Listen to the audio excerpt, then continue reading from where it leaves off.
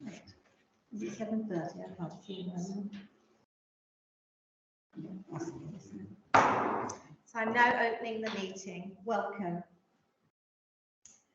So this is the annual town assembly being held on Wednesday, the 19th of April, 2023.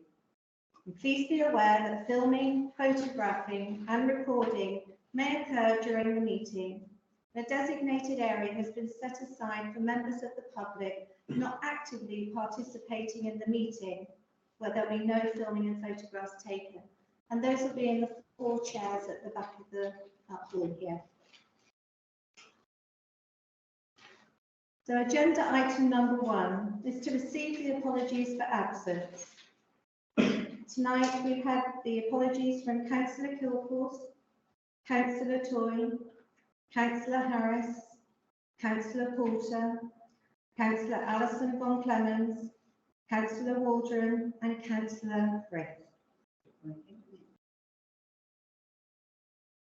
Agenda item number 2 is to approve the minutes as a true and accurate record of the annual town assembly held on Wednesday, the 13th of April, 2022. I will need a proposer for this, please. Councillor Apothecary, seconded Councillor Weeks. All those in favour? All councillors approved. Thank you. Right, I'm now going to move forward and present the annual report of the Town Council for the year 2022 to 2023. So it has been a great honour to be the 50th Mayor of Gillingham and to serve the town through such an unprecedented and historic civic year. It's been a year of celebrations, challenges, civic responsibilities and achievements. I'd like to thank all our dedicated and hard-working councillors, our staff and volunteers for their valuable commitment to our town. And many are here this evening, so thank you. The civic year began with celebrations for the Platinum Jubilee of Queen Elizabeth II, which saw celebrations across the UK and the Commonwealth. To celebrate the Jubilee, the grounds team produced colourful Jubilee displays and bunting was hung throughout the town. Here in Gillingham, a group of volunteers, under the lead of Councillor Toy, worked with Gillingham's voluntary groups on a programme of events which brought the community together to celebrate this historic event. There were many events organised, including the reading of the proclamation, lighting of a beacon at Hardings Park, a civic parade and church service, and a big Jubilee picnic on the town meadow. Many comments were received congratulating and thanking the Town Council for the wonderful displays and fabulous events to mark this historic occasion. And thank you to the event organisers, the marshals, councillors, staff and everyone else who worked so hard behind the scenes. As Mayor, I have carried out many civic and ceremonial duties and chaired many meetings during the year. Duties have included visits to local events and further afield we've attended celebrations, one special one being going to France and representing Gillingham for planting of a tree. We visited the Rifles at the Keep in Dorchester, the Blandford Forum Civic Day, and representing the town at Dorset Council's Civic Service held at Sherborne Abbey. I attended the Gillingham and Shaftesbury show, where I had a difficult job of judging the craft stands and was delighted to take part in Gillingham Carnival. On the 8th of September 2022, we were saddened to hear that Her Majesty the Queen had passed away. Her Majesty had ruled for longer than any other monarch in British history and had carried out her duties with grace and dedication, providing unfaltering public service. Her death came as a great shock to many. With the support of the team of the Town Hall and Parish Church, we organised a church service, books of condolence, floral tributes, a reading of the proclamation, a moment of reflection and visits to care homes to offer support and comfort. On Sunday, the 11th of September 2022, I was honoured and humbled to read the local proclamation of the Ascension of His Majesty King Charles III. The event was well supported and concluded with the Gillingham Imperial Silver Band playing God Save the King. The Town Council has been proud to support the Queen's Green Canopy this civic year, and following the wishes of His Majesty the King, the Queen's Green Canopy initiative was extended to the end of March 2023 to give the people the opportunity to plant trees in memoriam to honour Her Majesty. The Queen's Green Canopy is a unique tree planting initiative, and we have planted many new trees throughout our public open spaces during the tree planting season. During this time, trees have been kindly donated by Gillingham Rotary Club, the Royal British Legion, Gillingham Branch and the King's Court Masonic Lodge, as well as from individuals. And for those people and groups, we thank you. The Town Council is responsible for over 650 significant trees, and during the past 12 years, we've planted over 900 new trees. We are responsible for over 70 acres of public open space and over 6 acres of grass roadside verges. And once again, during 2022-23, the Council has worked in partnership with the Dorset Wildlife Trust to record and enhance the town's biodiversity.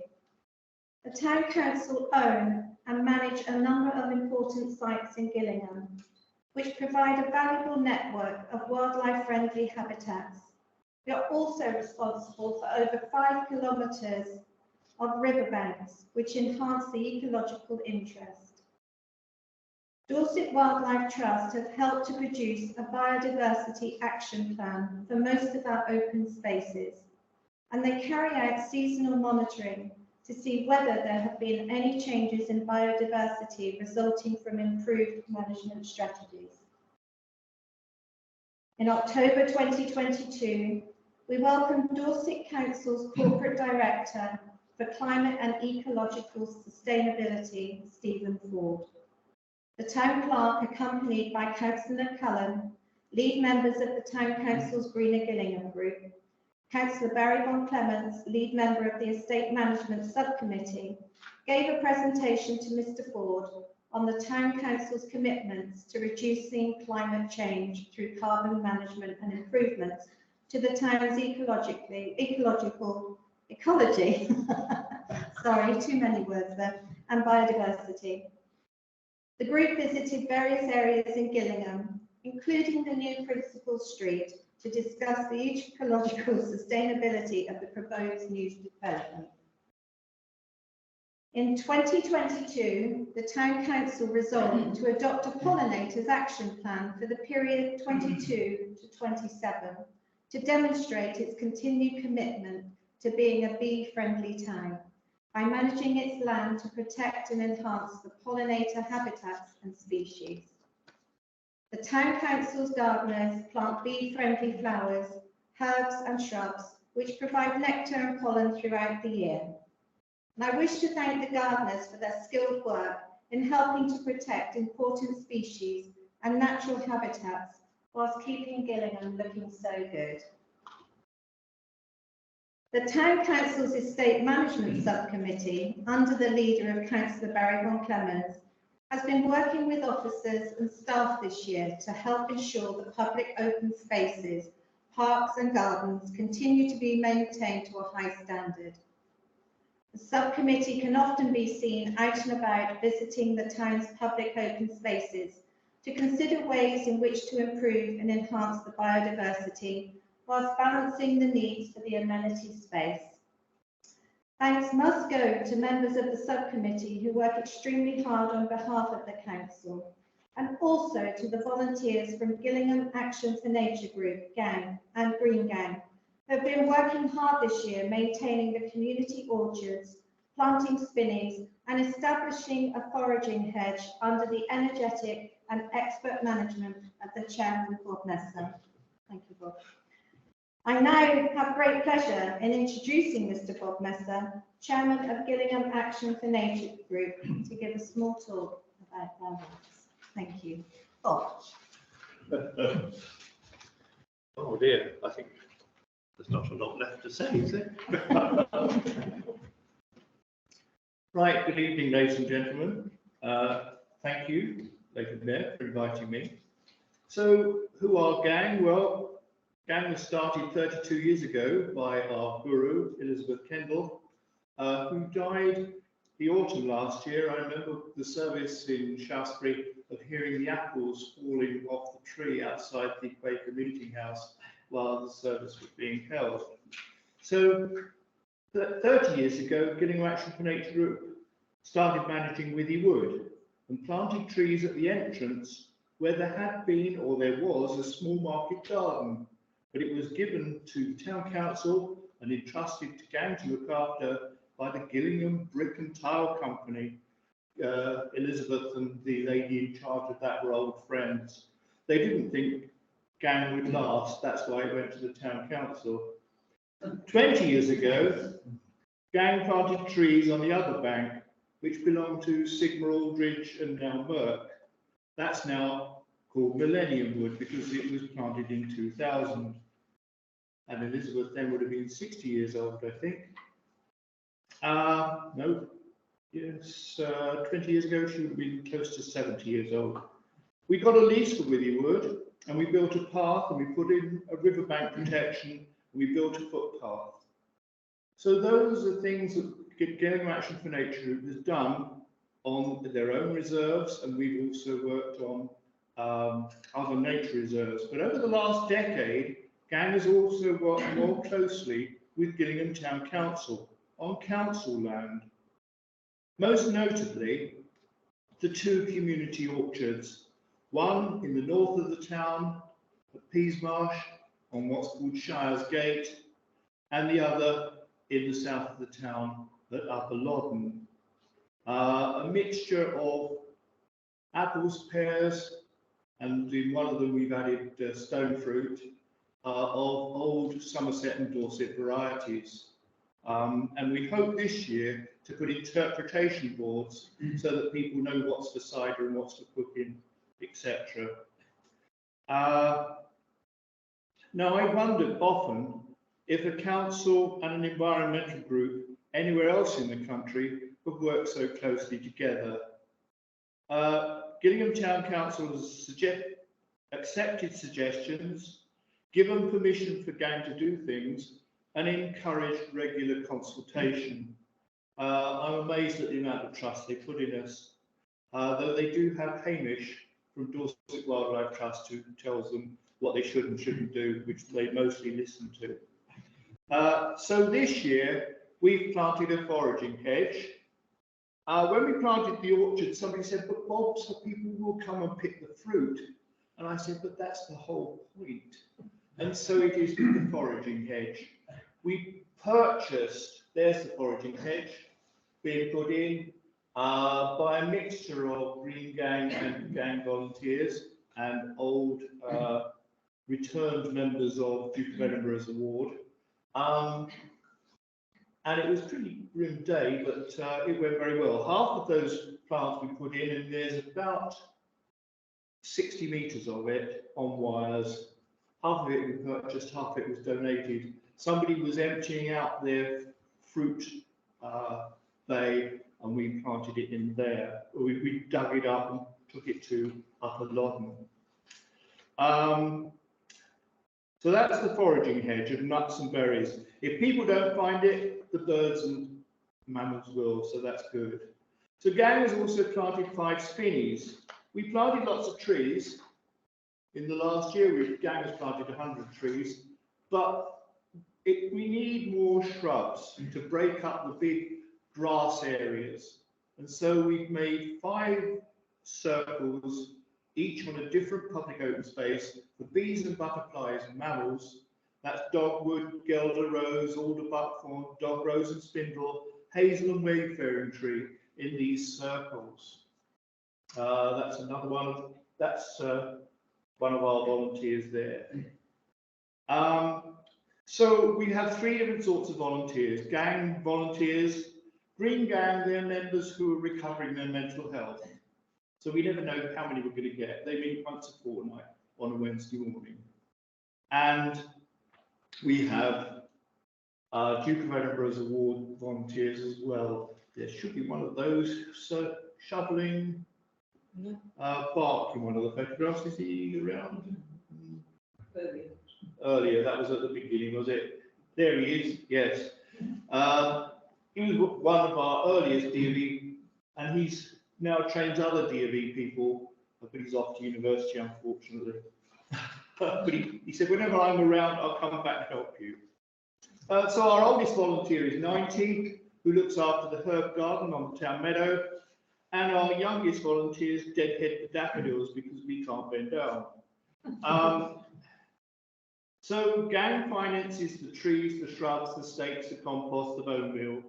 And like the town meadow, we don't ask for grants from Gillingham Town Council, but we do get grants from elsewhere, and we hold quizzes and plant sales, so we're totally self-financing.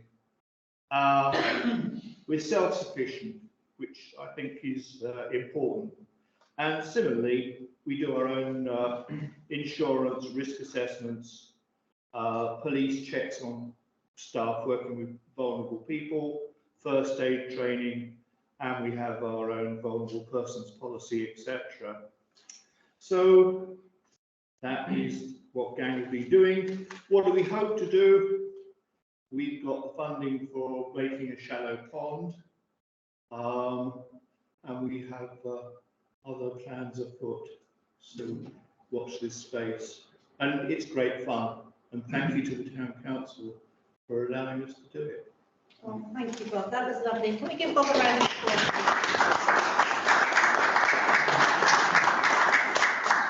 Thank you. A lot of hard work, but it's enjoyed by so many. So, at the heart of our decision making is our community.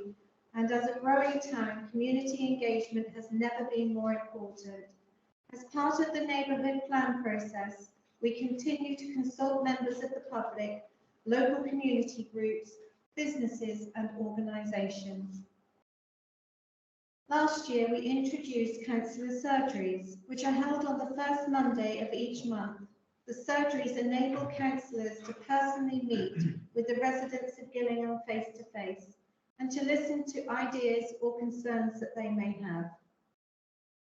We continue to welcome members of the public to our meetings, both in person and via Microsoft Teams.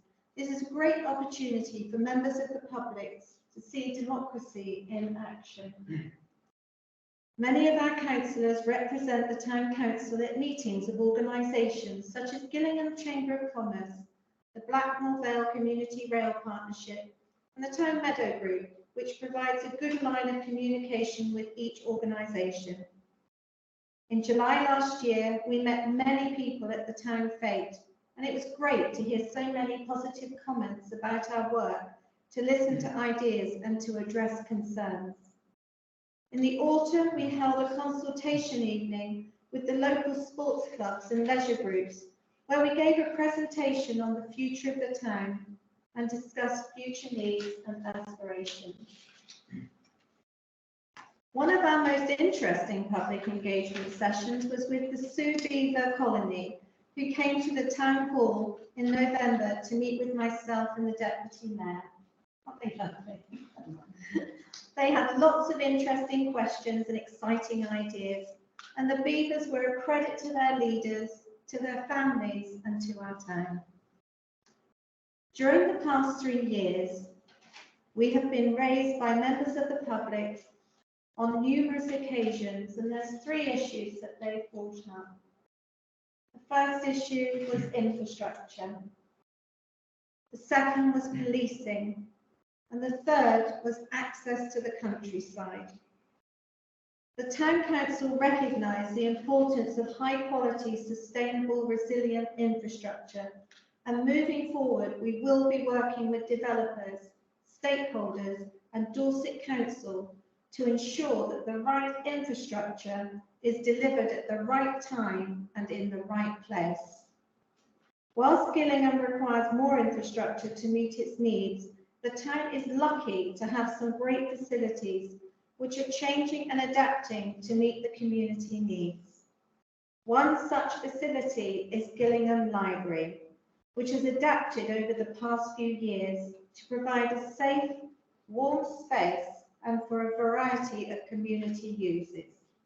So it now gives me great pleasure to introduce Catherine Bishop-Gray, Manager of Gillingham Library, to tell us a little bit about the library and its activities. Welcome, Catherine.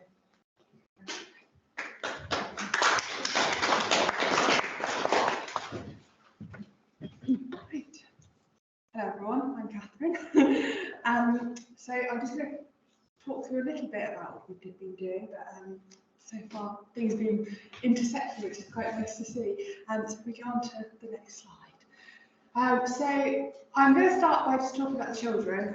We do a lot of work with the community, but our big aim is, helping parents and carers to support children to grow and learn from a very early age, start from 0 to 5. So go on again. Sorry. So we run times weekly, and we do this right across the Dorset libraries. We also do story times as well. Specifically to Gillingham Library, this year we started piloting our sensory run times, which are on the next slide here. And this has been in partnership with language and sign language therapists and speech language therapists, as well as sign language.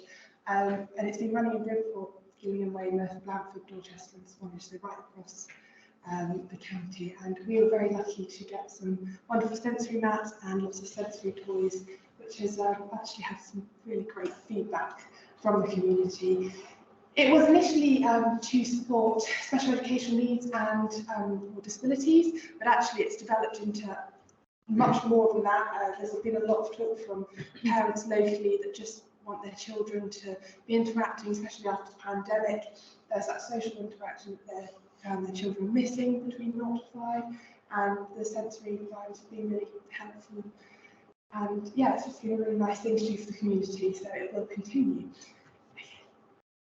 So there's just some facts and figures here, but basically we have around 1,300 sessions for under 5s across Dorset this year, and over 20,000 children and families have joined in with our noisy fun. So libraries are not a quiet space anymore. We like to make a lot of noise, and they're definitely a space for the community. And I think that's started to be shown from all the events that we have been running. So yes, successful and happy children make successful, happy adults. So we have been running lots of events, and I think if it go on to the next slide along. Okay, so Lego Kit clubs, co-clubs and STEM activities are what we do with our children with our regular events. The STEM activities are science experiments, and we have all sorts of volunteers from the community that come in to help with those, which is brilliant. And of course we have our summer reading challenge, which is a massive focus. So our summer reading challenge, it basically encompasses what we do with the children. It's a huge part of our work, and it's because they are without school for 6 weeks. However, we do an awful lot of work in between that. So here are some of the activities that we have been up to. That's our team right in the middle there, dressed up as insects from our book day, because we picked a book on mini bees. And this is a really great example of working with our homeschooling community, so not just the school, local schools, but actually the children that aren't in school. And we had over 40 children come in and dress up for that day, so it's really lovely. And that was their idea as well. They come to us and talk to us about what they want, and we try and facilitate those things. Okay. I think the next slide is just some more lovely pictures of what we've been up to and what we've been doing. Most recently, we have been doing a lot of evening events, so we've been, you can see at the top there, the library has transformed into kind of a theatre type style. We've had mulled wine, we've had a comedy evening. So we're trying to do more things that are for the community, not just books. We have art exhibitions as well, and local artists coming in, and of course our lovely Jubilee events and gang have come in and done some wonderful events for us as well. Okay, so we also do an awful lot of creative and social activities for adults. We do it across all ages, so you've got things from mindfulness colouring and lit and natter and crafting chats to games clubs, and also our wonderful warm gaming, which has just started a couple of months ago and is growing in size. So here is a few, I think it's the next slide, there's a few lists of, oh, no, there's some more facts about our lovely event. So moving on to our next slide, we've got our list of regular events through Gillingham Library. So every day you can see that we are doing something. I haven't included Wednesday on there because we actually hire the building out to the GP practice, and we have carers support groups in the library as well on Wednesday. So it's developing nicely. We're also in talks at the moment with skills and learning, so hopefully we'll be getting some classes for North Dorset, you know, help with computers and those sorts of areas as well. So this is the slide that I love, which is the library card. So our library card has a sort of digital element now, which is growing massively since the pandemic. So you can borrow comic books and e-books and e-audio books all in the library card completely free. And the next slide will show you that you can also borrow lots of magazines and lots of newspapers, and yes, it's just a huge resource that just never gets talked about, and it's fantastic, and I use it all the time, so I try to tell all our users about it.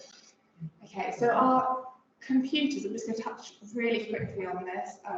They are a huge resource. We have 7, 6 in the main backspace of the library, and then we have a quick use computer.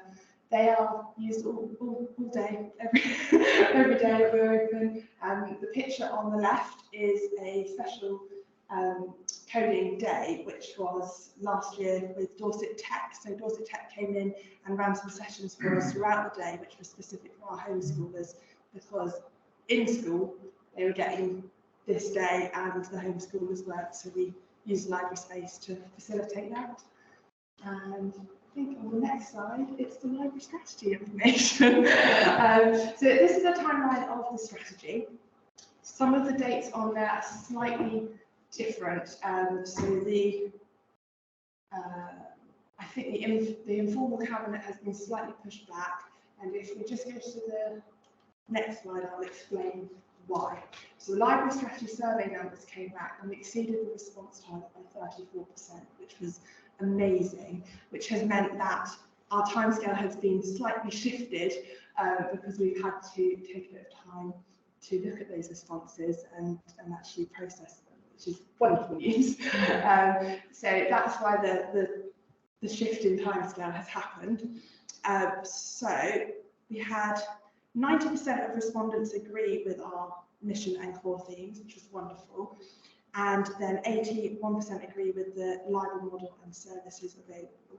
There was some feedback which I wanted to convey today from the responses that suggested the format of the survey led to some misunderstandings, which I don't know if anyone has looked at the survey, but the yes and no columns for the tiers of the categories where the libraries would be has raised some questions, and so there was just a bit of feedback that the revised strategy, which will be coming out, I believe, at the end of June now because of the slight delay, will hopefully make that position a lot clearer.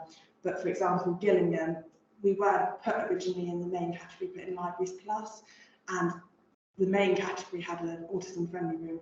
Gillingham Library already has one of those, so those sorts of things wouldn't change. We would keep those services here in Gillingham.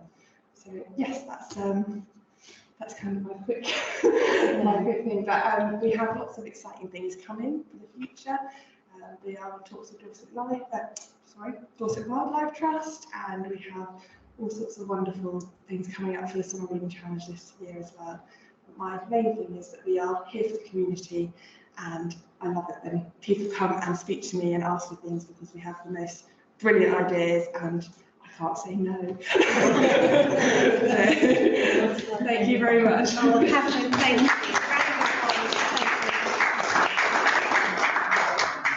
We're so lucky to have such a wonderful facility in Gillingham, and I just want to say from the podium here, thank you to Councillor Fossicary and Councillor Von Clemens because they stood for a few days outside the library encouraging people to sign that survey and get the survey done.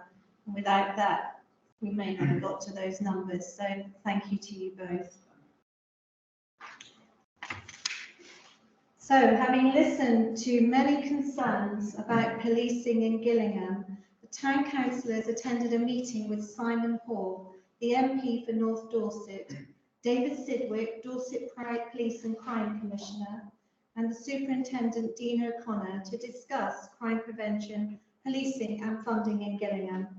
The Town Council recognised the vital role that our neighbourhood policing teams play in keeping our communities safe. And in January, Deputy Mayor, the Town Clerk and I joined Inspector Joe Turner and Sergeant Matt Bradley and PCSO Vicky Biggs on a walk around the town. And we'd like to thank everyone who took the time to stop and talk to us. You know, it's reassuring to know that the crime statistics show that Dorset is in the top 10 safest counties in the country. And statistics also show that the presence of CCTV cameras have an effect on crime rates, and we are proud that Gillingham has one of the best CCTV systems in North Dorset. Last year, the Town Council invested in upgrades to the system in Gillingham, which has made it even better, helping to prevent crime and enhance safety. The access to the countryside. Isn't that beautiful? Don't you love where we live? I know I do. So, we have good walking routes which are important to our local residents, and we encourage people to switch to walking or cycling, which will result in less noise, fewer emissions and less air pollution, which is so much better for our environment. Walking is simple, free, and one of the easiest ways to get more active, to lose weight and become healthier. The improvement and development of pedestrian and cycle networks throughout the town is central to Gillingham's neighbourhood plan's objective of having good walking and cycle links between neighbourhoods, the town and its beautiful surroundings. The Town Council is proud to support Gillingham Walkers Are Welcome, and in 2022 we provided funding towards the production of the Gillingham Walking Packs, a free pack of varied walking routes in and around Gillingham. The Walkers Are Welcome group, led by Sheila Messer, is a great asset to our town. As well as producing a great set of walking packs, they carry out simple maintenance of rights of way. They also liaise with the Town Council and the rights of way officers at Dorset Council, helping to keep our vast network of footpaths clear and accessible for everyone to enjoy. So, it gives me great pleasure to introduce Sheila Meshler, Chair of Gillingham Walkers Are Welcome and the Rights of Way Liaison Officer of Gillingham. Sheila, welcome.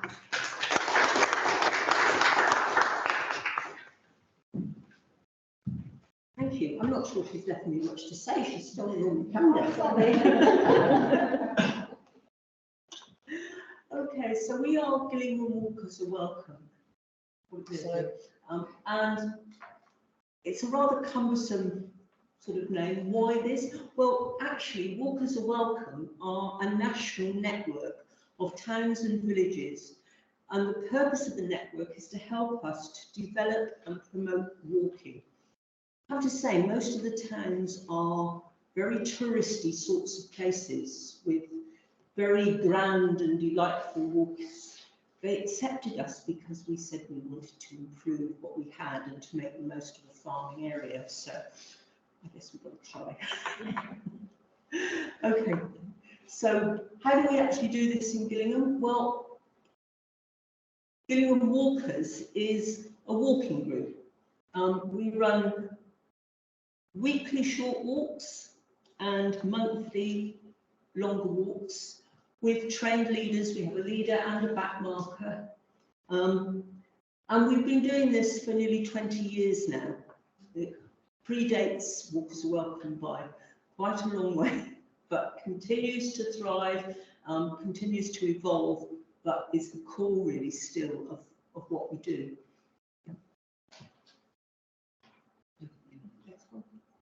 Right, now this is not Gillingham Walkers, this is the Walking Festival, which we started in 2014. And at that time, the big question, what's a walking festival? What are you going to do? Well, what it is a week of walks every day, 2, maybe even 3 walks, very varied walks, and they are put on by a whole range of different community groups whose interests kind of overlap with walking in some sense. So we always have a wildlife wander. We always have a history walk for obvious reasons. This, as you may recognise, is out at Manor Farm at Silton with its delightful stone sheep. This year's festival will run from the 2nd to the 9th of September, so look out for the programme, which we are just beginning to get started on. And the reason we've only just got started on is the walks packs, as Sharon said. There are some at the back, there are some at the front. If you haven't got one already, please help yourself. These were originally produced back in 2016. We've got funding from a number of sources at that time, including the Town Council. And so time had come to look at them again. We found that they needed quite a lot of updating. Things have changed in Gillingham. And so we did that. Thanks to the funding from the Town Council, we were able to publish those again earlier this year. As Sharon said, they are available in the library, which is our main distribution point, but you will find them popping up at various other places around the town. But there are not that many left now. But however, there is what we are currently working on is a completely new pack, also partly funded by the Town Council. And we are working on that in conjunction with the Royal Forest Project and the Community Rail Partnership. And this will be walks that start from the station. Completely new set of walks. I think the shortest one is about 2 miles and the longest one is 11. I won't be doing that. So that is getting there, and we will publish it as soon as we've dotted all the I's and crossed all the T's. Okay, what else do we do? Well, we have a scheme called Adopt a Footpath. This is now about keeping the paths in good condition and improving them. So what the adopters do is they agree to take on or adopt a path or section of path, and they agree to walk it regularly with their secateurs, keeping things in trim. Gateways get overgrown extremely quickly. Paths that are fenced off also get overgrown extremely quickly, so that's really helpful. They also report any problems that they find, damaged styles, and so on. They can report those online to Dorset Council. They can report them to the Town Council here. We will pass them on to the relevant places. They can report them to me as Rights of Way Liaison Officer. We have also a work party, which does, after training from the County Council Rangers, we are able to waymark. So it should be the case, I won't guarantee it's absolutely 100%, but it should be the case that all rights of way, which are paths in the parish, are waymarked, either with these yellow ones, or you might occasionally come across blue ones, which means you can also ride your horse down that one. We also do sort of basic maintenance, simple stuff. This was probably the most ambitious thing we've done so far. We have one guy who's a real expert, an engineer, and he likes nothing better than trying to work out how on earth to deal with this. So those steps were becoming totally impossible.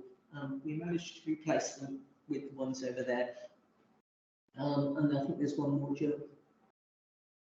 And that's more typical. We mended this style, but of course we have an aspiration that we convert styles to gates wherever that's feasible.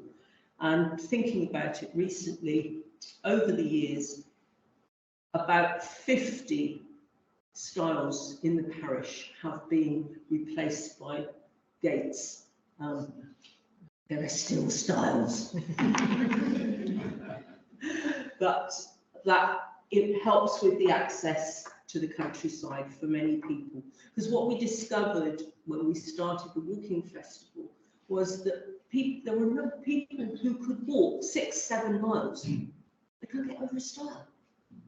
So we were able, that gave us the evidence to be able to apply for various funding to replace stiles with gates, which has been great.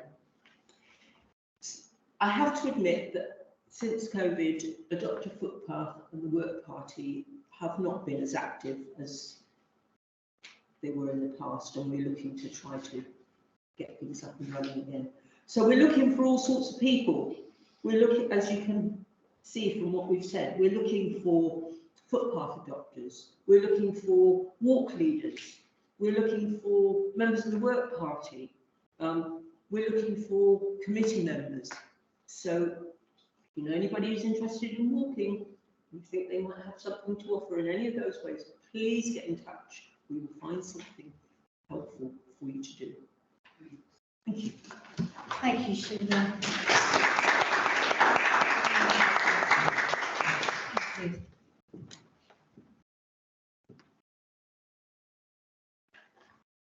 So, hopefully some of you will sign up.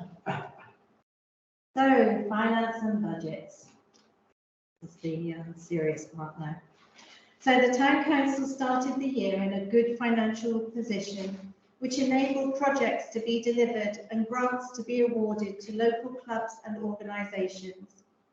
In 2022, the Town Council was able to make a limited sum available to help support local community and voluntary organisations, and we awarded grants to the Blackmore Vale Read Easy, Citizens Advice, Duke of Edinburgh Award, Gillingham Carnival, Gillingham Enterprise, Gillingham Singers, Gillingham Youth Club, Gilshed, Hope for Tomorrow, Nordis, the RNID Here to Help, Walkers Are Welcome, the Vale Pantry, Shaftesbury Refugee Group, Youth Resource Centre, and like many businesses and households in the UK, the Town Council is facing financial challenges and setting a fair budget and precept for the next financial year.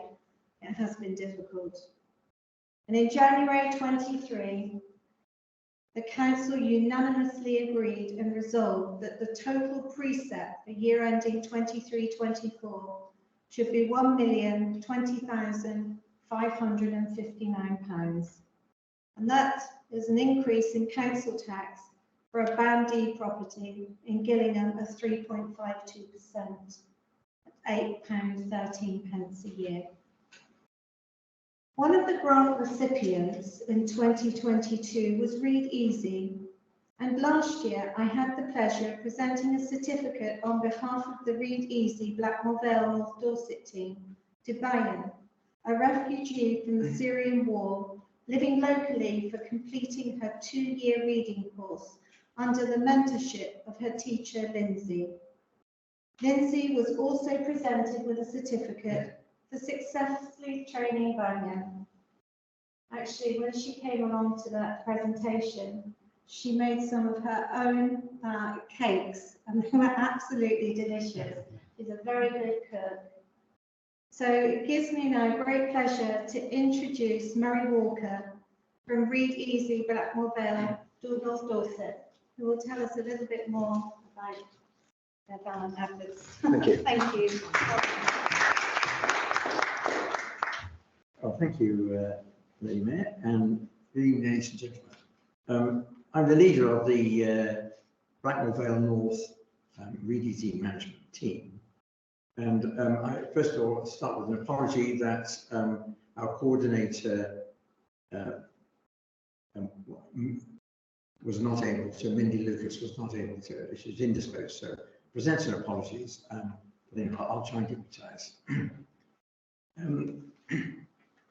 Can you imagine what it would be like if you couldn't read easily? You couldn't then read any text, emails, recipes, or headlines and newspapers. You couldn't take part in social media, which excludes you from young people's company very often. And most jobs these days, of course, require literacy. And so young people who are leaving school without being able to read properly are immediately at a disadvantage. They find, because most jobs, they find it difficult to get a job. They drift into unemployment or even antisocial behaviour. And unfortunately, 60% of English male prisoners on admission to prison can't read. And so they, when they leave, if they haven't learned to read by that time, the same cycle of crime then recurs. So the cost to the country economically is absolutely enormous. It's in many millions being computed at that. So that not only that, people who can't read have worse health, possibly they can't digest health information easily, and they have lower life expectancy. So it's a basic, it's a skill for life, which neglected or they can't manage it. It has devastating effects for many of them. So Read Easy is devoted to help those adults to improve their literacy. And it provides confidential one-to-one coaching for adults in a secure, confidential setting. Generally, it may take 18 months, it may take 2.5 years or so.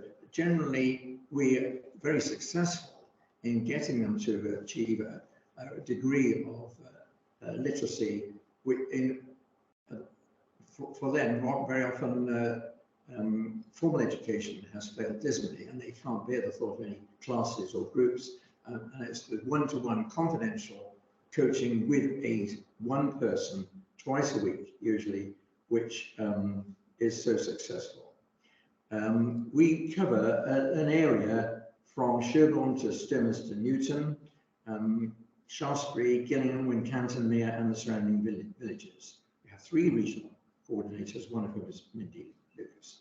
And in Gillingham, where present, we have 6 active coach reader pairs, and our literacy specialist also lives and works in Gillingham as well. And I'd like to first really acknowledge their generous support year after year from your council, actually, which has made it possible for us to continue. Although we offer our services free, there are inevitably expenses in travel and other things for our coordinators.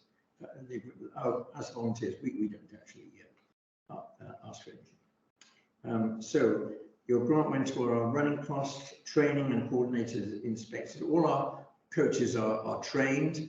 We're part of a national organisation, part of a nationally registered charity. And so it's tremendous resources online and training sessions all the time. And we had a sponsored run last year between Gillingham and Shaftesbury. We took part in the charity's plant sale on Town Meadow. We also had a concert in the Methodist Hall.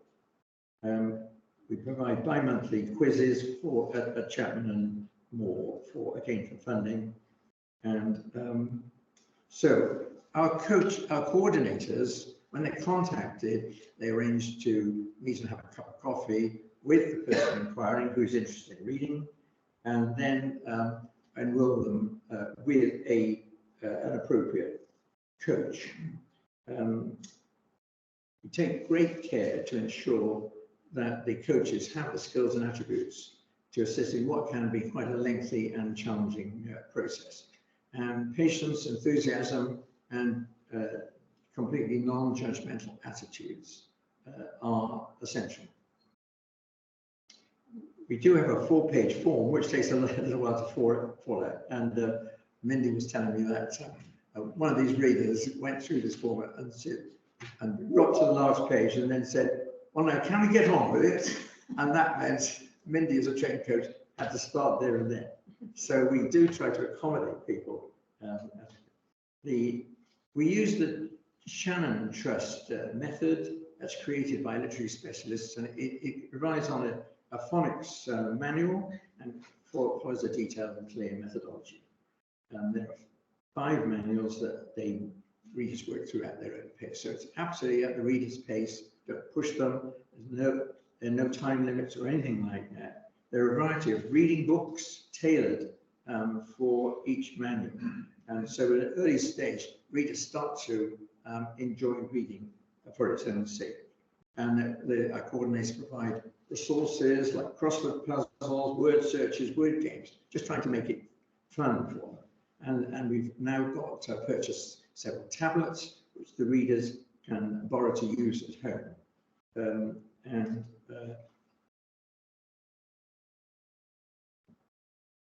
Right. Mostly the coaches and readers meet face to face, that's ideally.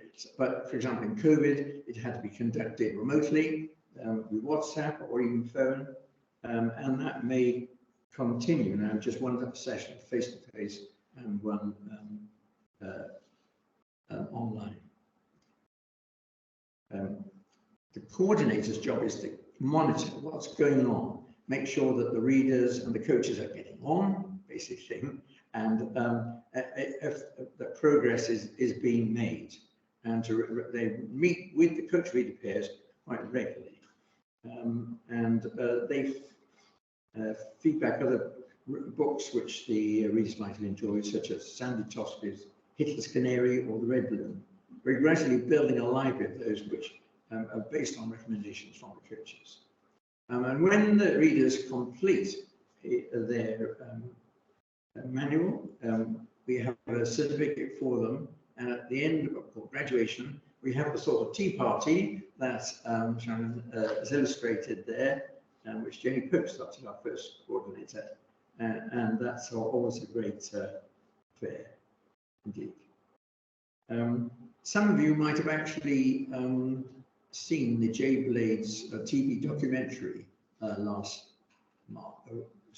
last year, in which J Blades, the TV presenter from Repair Shop, at the age of 51, put his hand up and said, I can't read. And there he'd been carrying on this television program as a presenter, absolutely extraordinary. But he desperately wanted to read his daughter's letters and to write to her. She lived overseas. And so that brought him forward. And he made it. With the aid of Read Easy, he actually learned to read. So what a tremendous example that was to him and to all of us. Readers come to us from many different sources. There's often a friend or relative or suggest we can help, or the probation service, a charity, GP or healthcare professional. But that is the challenge, actually, is we know that 6 to 7% of the English adult population cannot read fluently. But so that in, for example, our community in, say, combining Shaftesbury and Gillingham, there should be, I calculate, about 700 people out there need our help. And so the trickle of people who come forward each year regularly is disappointing, actually. And it's because I think it's just they feel ashamed and they don't want to show it to their friends or the workmates or things like that, family, that they can't read. It's equated with being a bit of a dunce. And so that's why all our coaching is done confidentially.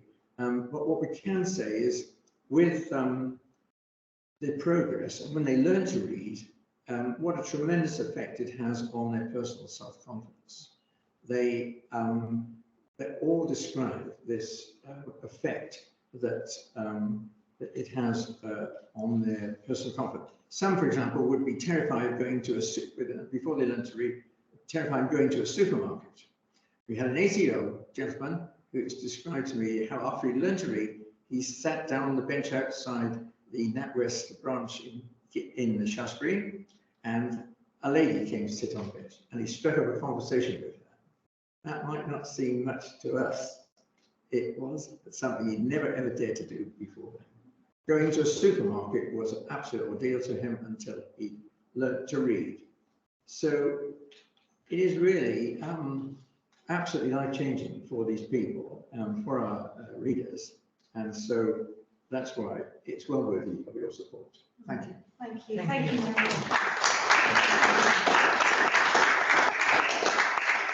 Valuable service to our town. Thank you.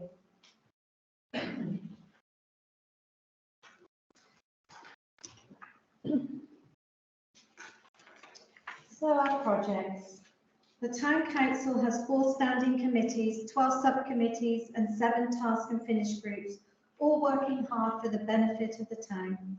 A variety of projects are planned through the Council's strategic 5-year action plan, including refurbishment of council assets, the purchase of new equipment and the delivery of infrastructure in partnership with the developers and Dorset Council.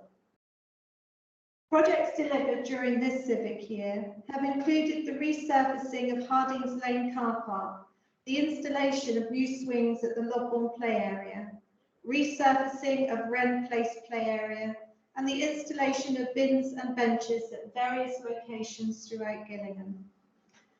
Thanks to external funding, we have been able to carry out improvement work to the Newburgh Way. We've created a new petanque course on the town meadow and installed interpretation boards and new self-watering planters throughout the town. In February, the Town Council took over the responsibility of the new play area at Wathen Court, bringing the total number of play areas maintained by the Council to 17. That's us opening up the play area there at the bottom. Thanks to external funding, I'm excited to announce that next month, the Town Council hope to start planting a wild meadow flower bank along the Newburgh Way on the north-east side. In July 2022, the Council received Green Flags Awards for sites at Rolls Bridge, Loddon and Shires Gates. The Green Flag is the international quality mark for parks and green spaces, and the awards are testament to the hard work and dedication of our enthusiastic grounds team, who are assisted by volunteers from the Gillingham Action for Nature Group and Green Gang. It is thanks to their hard work that last year's judges awarded Gillingham the highest marks the town has ever received. So I wish to give thanks to the Council's Work Manager, Simon Doby, the Deputy Works Manager, Martin Down, and all the members of the Council Grounds team. They did a fantastic job. Our certificates. Gillingham Town Council prides itself on being a friendly, kind and caring council. Employees and members of the council listen and pay attention to others. They have consideration for other people's feelings. They follow protocols and rules and show appreciation and are kind and caring individuals who genuinely want to make a difference to our town. In October 2022, our council went one step further and signed up to the Civility and Respect Pledge. The pledge demonstrates that the council is committed to treating everyone with civility and respect. In March 2023, Gillingham Town Council was the first town council in Dorset to sign up as a strategic partner for Dorset's physical activity strategy, our Dorset a Movement for Movement. And we are looking forward to working with partners to help spread the word regarding the value of movement.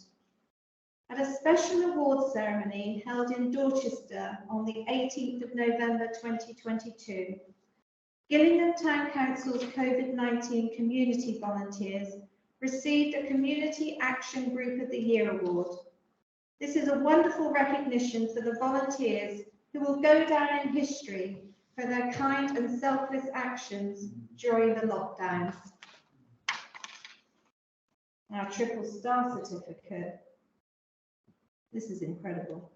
During the civic year, our councillors were all encouraged to participate in training to give them the skills that they need to be the best possible councillors.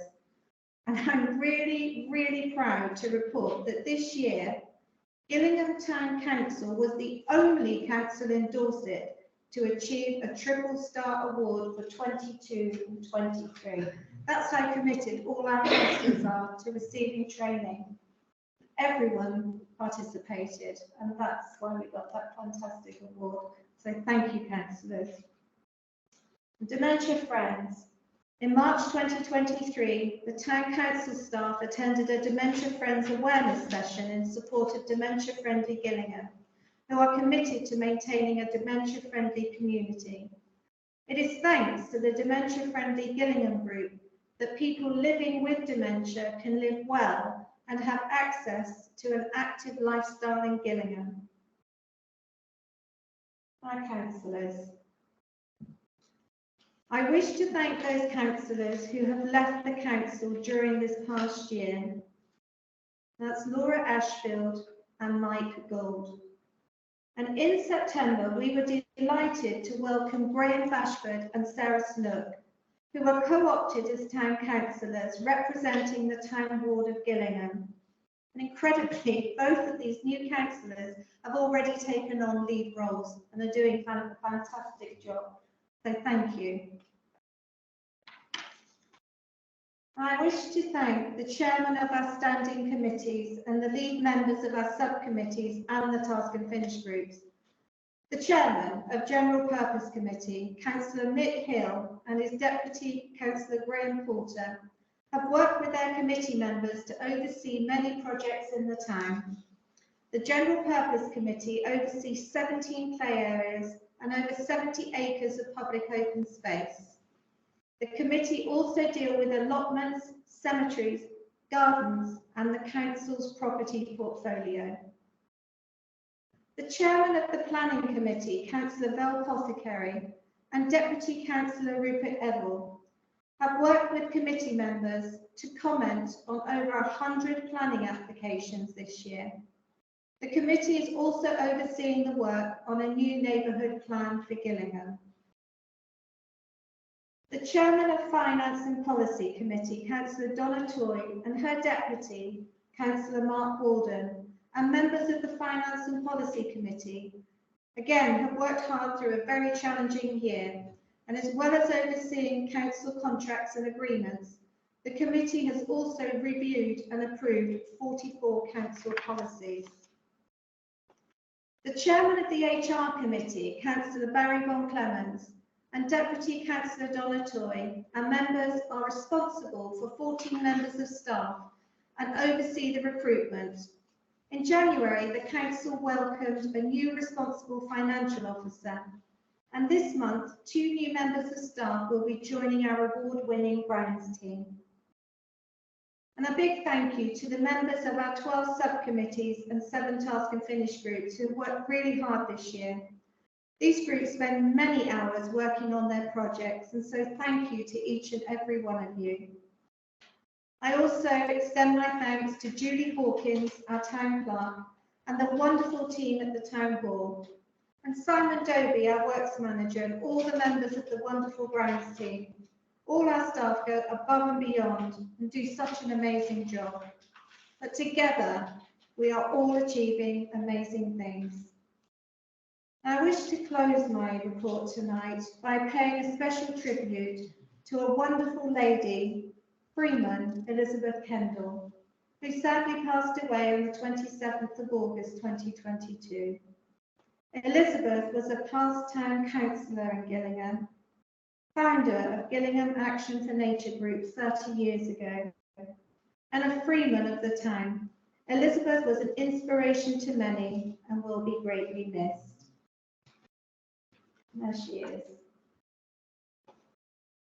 So it's been a busy and challenging year, and it really has been my honour to serve you and represent Gillingham as your mayor during this historic year. So thank you all for your support. Thank you.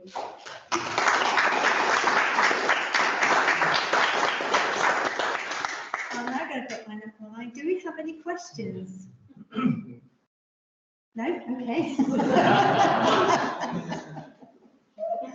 Well, if there's nothing else, then at, I think it's 8:35, I'm going to bring the meeting to a close and invite you all to join us for a cup of tea, cup of coffee, biscuits. We don't have any wine or anything.